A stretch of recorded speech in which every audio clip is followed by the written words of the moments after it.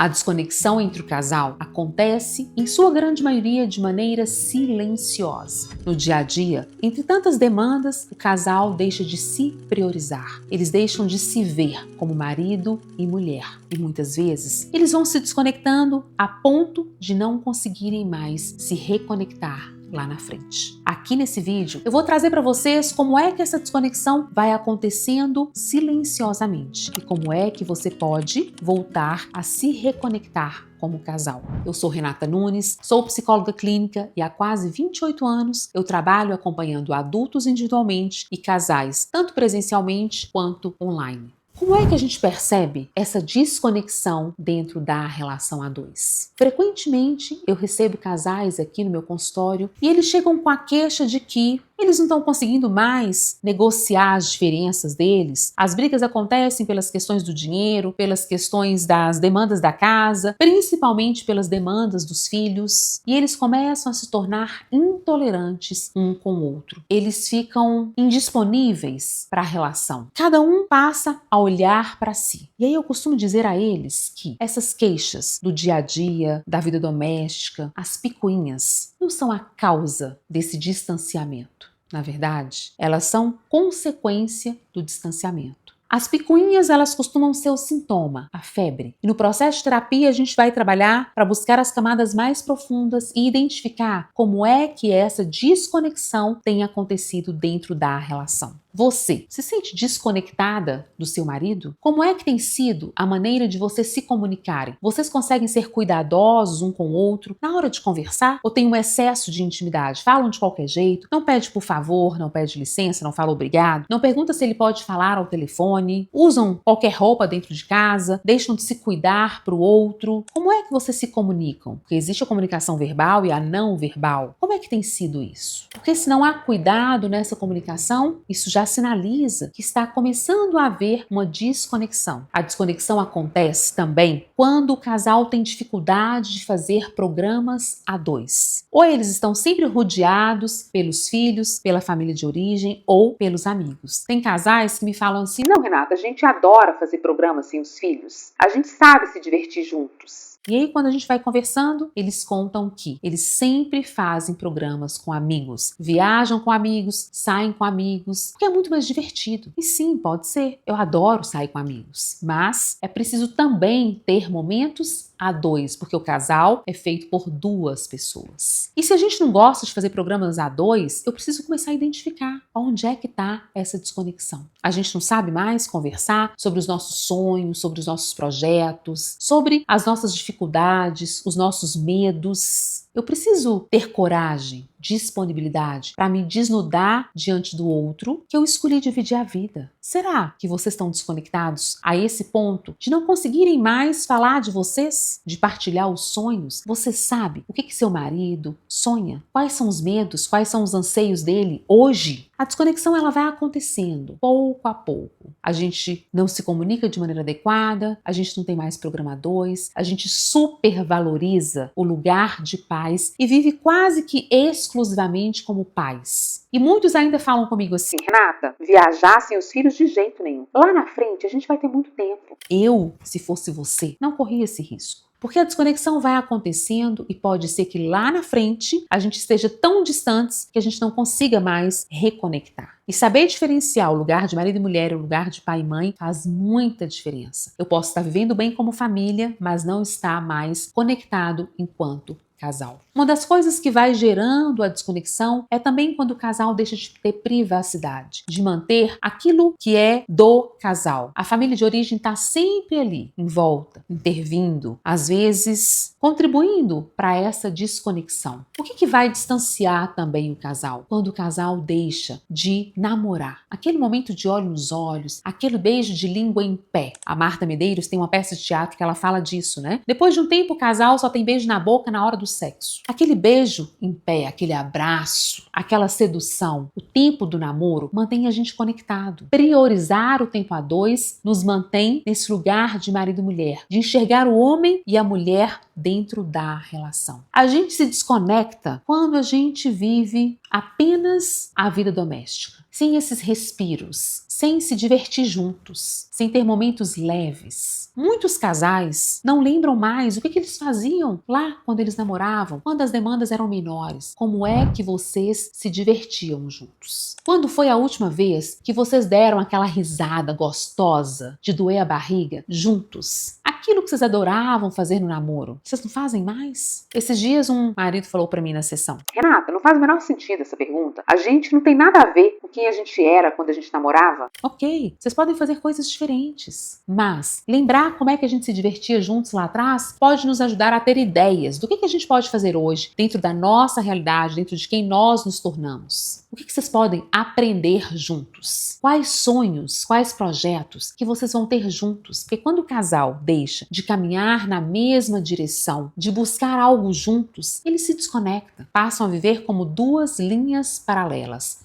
sem essa liga que os faz ser casal. O casal também se desconecta quando ele tem indisponibilidade para viver a parte difícil da relação. Sabe por quê? As crises, elas fazem parte do casamento. Existem, inclusive, algumas crises que são previsíveis nas mudanças de ciclos de vida. Cada mudança de ciclo, chegada dos filhos, entrada dos filhos na adolescência, saída dos filhos, a morte dos pais, esses ciclos de vida geram mudanças, desacomoda a relação. As crises vão fazer parte da nossa vida. As dificuldades, elas fazem parte do casamento. Ninguém nunca nos disse que o casamento seria fácil. O que nos mantém conectados é a decisão de fazer dar certo todos os dias. O que nos torna um casal funcional, saudável, acima da média, não é a ausência de crises, é a nossa habilidade de administrar as crises. Quando a gente se torna bons negociadores, significa que nós estamos conectados. Então saiba, os momentos difíceis vão vir, as crises vão vir, mas se a gente estiver disposto, a gente vai aprender a lidar com elas. A gente percebe que há uma desconexão quando eu não tolero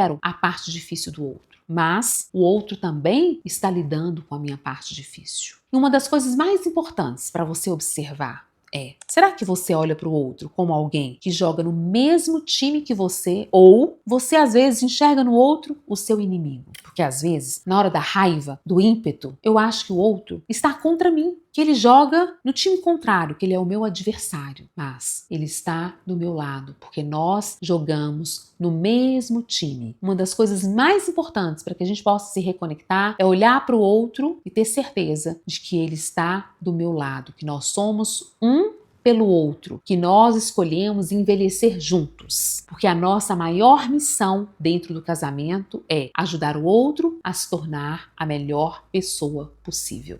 É importante lembrar todos os dias, nós jogamos no mesmo time, somos um pelo outro. Porque se há quem ganha e há quem perde, casamento vai acabar mal. Há uma desconexão quando eu decido disputar com o outro. Eu decido ver quem está certo e quem está errado. Aqui não tem isso, é um time só. Lembra disso? E o que vai mais contribuir para que a gente possa se reconectar? É a decisão de fazer dar certo. Quando os casais me perguntam aqui: Renata, você acha que a gente consegue se reconectar? E eu digo a eles: se vocês tiverem admiração pelo outro hoje, essa é a pergunta que eu faço na primeira vez que eles vêm aqui no consultório. O que você admira no outro hoje? Se há admiração, se há respeito, se vocês conseguem ficar atentos para não ultrapassar a linha do respeito e se há disposição para fazer dar certo, é possível sim que vocês se reconectem como casal. Eu preciso estar disposto a olhar tanto para as minhas questões pessoais quanto para as questões relacionais e decidir fazer dar certo daqui para frente. Porque o que aconteceu ontem não volta mais. A gente precisa ter intenção quando a gente vai conversar. O que nós estamos dispostos a fazer diferente? O que nós precisamos aprender daqui em diante? Sabe por quê? A responsabilidade dentro da relação é repartida. 50% para você, 50% para ele. E não tem uma reguinha para falar que 70% é dele e 30% é seu. Não, 50-50. Então eu preciso olhar para as minhas questões também, porque muitas vezes são as minhas feridas da infância que vão impactar na relação de casal. O que você sente quando você me escuta aqui? Vocês estão desconectados como casal? Será que está havendo uma desconexão silenciosa, sutil? Que sensação que você tem sobre o seu casamento? Ou vocês estão conectados, caminhando juntos com essa liga, cuidado para não deixar para olhar para isso lá na frente. Agora a gente está envolvido com os filhos, a gente está envolvido com o trabalho, são muitas demandas, não dá para olhar para isso agora não, Renata. Não corra esse risco. A desconexão lá na frente é assustadora. Quantas e quantas vezes eu recebo casais aqui com 20 anos, 25 anos, 30 anos de casamento que decidiram se separar. Mas o casamento não acabou agora, acabou lá atrás. Mas agora os filhos foram embora, se tornaram independentes, eles se tornaram desnecessários como pais e a distância ficou escancarada, explícita. Eu não sei mais o que o outro sonha, eu não sei mais o que ele quer para a vida dele, eu não tenho mais liberdade para falar dos meus anseios, dos meus medos com ele. Eu escuto isso toda semana aqui no meu consultório. Eu não consigo mais me imaginar envelhecendo com ele. E aí fica difícil reconectar. Casamento é difícil, dá trabalho, mas é muito valioso. Ter alguém que te conhece do avesso e ainda assim escolhe envelhecer do seu lado, escolhe caminhar junto com você, escolhe aprender junto com você. Para isso é preciso investir. Porque se eu quero que dê certo, se eu quero de fato me tornar um casal acima da média, eu vou precisar fazer aquilo que a maioria não faz. Eu vou precisar me dedicar, eu vou precisar investir todos os dias. Faz sentido isso para você? Você está disposta a investir na sua relação? Você deseja envelhecer ao lado do outro? Porque não vale a pena envelhecer a qualquer preço com o outro. Porque a vida é muito valiosa. Então, poder envelhecer num casamento acima da média exige, dá trabalho, mas é o que a gente deseja. Eu tenho certeza que é isso que você também deseja.